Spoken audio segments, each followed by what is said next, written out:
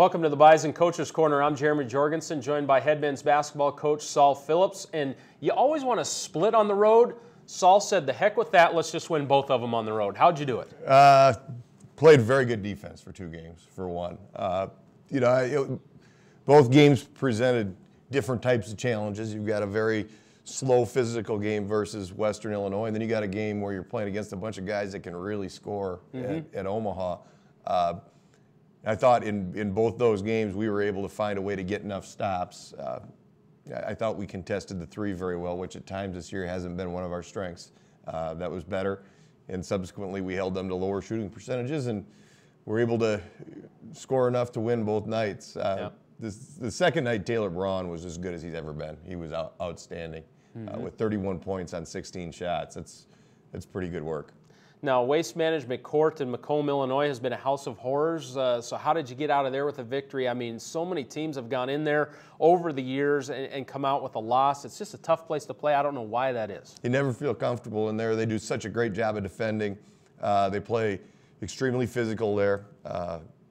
They're well coached. It's hard to win there because they've got really, really solid teams there that play a certain way, and you know they're going to play that way. You try to take them out of it, but not many people do.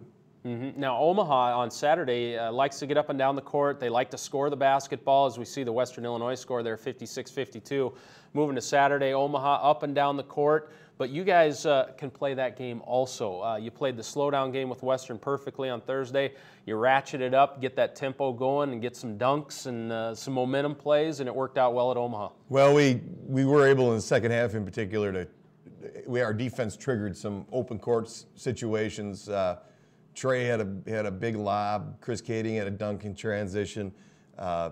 Taylor Braun had one where he just went right over top of a guy. And those plays bring energy. They do. And you don't like to play that way. You don't want to be a team that when things are going well, you're flying around. But it's human nature to some extent. I would say in that game, the biggest challenge with that trip is that day in between the games, getting from Macomb to Omaha. That's a lot of work. And we had some snow that slowed us down. I would say we were on the bus 8-9 hours on it would have been Friday. And so to hop out, come out and just start playing, that's a tricky turnaround. Our guys did a good job. They were mature, and that's what you get out of 4th and 5th year seniors. 16-point victory, so a road sweep. Those are just gold this day and age in college basketball. And a big reason why is Corey Brown. I wanted to talk about Corey a little bit today, and look past the rebounds. If you're just a superficial stat looker, look past all that. This kid fills every category. I mean, we're talking assists, and then the eye test as far as defensively, he's outstanding. Talk about, as we look at some of the highlights from Corey Brown, just what he provides overall. Well, he is very fundamentally solid. You see a 2-hand bounce pass there. He plays with good balance. He plays off 2 feet. Good center of gravity. You can see him in there. He's very good finishing around the post. He's got a 6'11" wingspan, and you see it there. The kid really uses his length to finish, uses his length to defend. He had a defensive assignment this weekend. He had to guard a very good player in Covington from Western Illinois, and he had to cover a preseason all-league guy in Simmons from UNO. And in both cases, Simmons, I think, went 0 for 6. Corey's hard to score on. There's no question about that. What you see lately out of him is he's up around the rim a little bit more. And he's just really developed his games in a lot of ways. You see there a good solid face-up, good form, and he scores in a variety of different ways. It seems like he scores at times where we need him to score too. He comes up with a putback here. He had a huge putback against Western Illinois.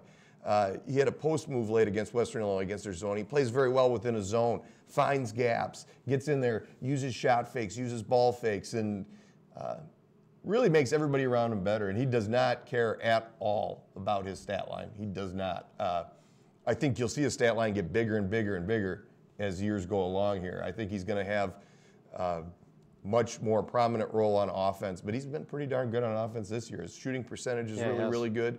He gets the free throw line. He gets on the offensive glass. He passes it well. That's a pretty skilled player. And how about the energy he brings? I mean, we talk about the Trayvon Wright dunks being momentum changers, and they are, but to a certain extent, a steal by Corey Brown, just the effort that he shows. He's flying all over the place, diving on the floor. That gets the crowd into it, and I think really uplifts his teammates, doesn't it? He is a ball of energy. It's funny, he's always the last one to get to practice. He's always the last one to roll on the court. He's the last one done stretching, and then that's the last time he's lasted anything all day. He's all over the place in practice every day. You build up those work habits. It's just the way he plays. And it is contagious. It's very contagious in the BSA. He's rapidly becoming a fan favorite just from an effort standpoint. It's hard not to watch a kid like that. He looks like he's having fun when he's playing. Yeah. There's no way around that. He's got that big smile. He lets his emotions out there a little bit. He's not a very buttoned down kid, and he plays like he's letting his emotions out there. He is tell you what, he is a joy to coach and a joy to be around. They always say you play like you practice. Is he the perfect example of that? He plays just as hard in practice as a game. He knows one way to play, and it's a testament to his high school coaches, to his parents, to everybody that's ever had a chance to be around him, and he lifts people up around him with him, and that's the sign of a good leader. He's going to be a main cog in this thing moving forward, and he already is, but he's going to be even more from a leadership standpoint. I can't think of a better guy to take your freshmen like Carlin Dupree under their wing and say, no, this is how you practice. And he's done that on multiple occasions. He's a grown man, and he's only a sophomore. You know, interesting game this week, though. South Dakota State comes in, and you beat them in Brookings, kind of handled them in Brookings, actually. But since that point, they have not lost a game. We talk about the road sweep for the Bison this week. The Jacks have 2 road sweeps since the Bison beat them in Brookings. So what are they doing well? How are they different from the time you beat them in Brookings? They're playing extremely well right now. They've been unbelievable on the glass. They've just started pounding people on the glass, and I know that's the way that this team was set up. It appears that they've taken the message and applied it, and that's been a great year for them. They lost an NBA point guard, and they're right here in the thick of it. Hats off to them. They run a great program. It should be an electric atmosphere. Absolutely electric. As good as we've ever had in the BSA on Saturday. I agree. Now, Cody Larson, real quick on him. He was a kid from Sioux Falls that went to Florida. He was kind of a non-factor a little bit in the first game in Brookings, but in other matchups in the Summit League, he's done very well, and it seems like maybe he's gotten more comfortable in their system. He's had some pretty good stat lines of late. Well, he was solid against us down there, too. But, yes, you're right. He's done even more than solid multiple times in the league. He's a very good player.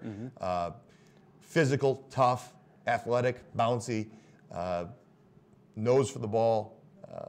He's a kid that, you know, they do run some things for him, but he doesn't need a lot of stuff run for him to score and be a factor because of the way he finishes around the hoop, because of the way he rebounds.